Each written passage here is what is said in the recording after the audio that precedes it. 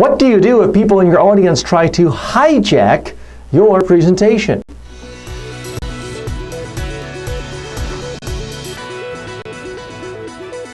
So here's a question coming to us from Tom over at MentoRay. He says, TJ, question, how do you keep, maintain, or regain control when a couple of audience participants try to hijack your presentation? I have a presentation coming up. It has to go well. The group has a couple of attendees that can be counted on to try to hijack the meeting.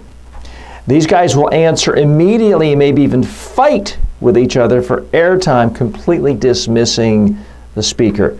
Well, Tom, that is an interesting predicament.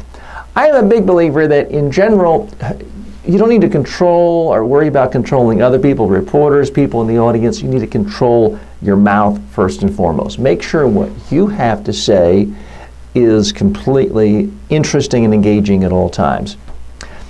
If two other people in the audience are going to be rude, then everyone else is going to notice it. I don't think it will cut against you. But let's go through several different examples. Sometimes someone has a question and it's really thinly disguised as them wanting to make a point. I would let them do it once in a presentation if they keep it brief. If it's a second time, what I like to do is say, Jim, the point you raised is so critically important that I want to give it its full justice. If you could meet with me after the presentation right over there in the corner, I'll address it in greater detail. And that way you're not telling them shut up, you're not being rude, you're telling them you're going to give them extra attention, but you're not letting it hijack the meeting. Now, if two people literally start arguing, there's several different ways of going about it.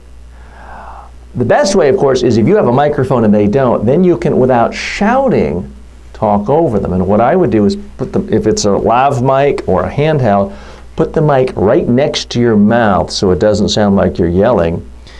And you could say, you both have strong, forceful opinions on this. I'm going to ask you to continue your debate right after I conclude my presentation, because I know a lot of people are going to want to watch.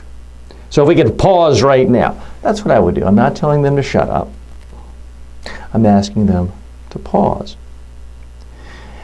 Now, another technique is to just say, how many of you would rather hear the presentation that was prepared in advance or listen to these guys? And then if you get the whole crowd on your side shouting them down, then you've won the day too. The main thing is, don't look panicked. Don't look scared. Don't get upset. You need to look like you're in control at all times. You need to look like you're happy that there is group participation.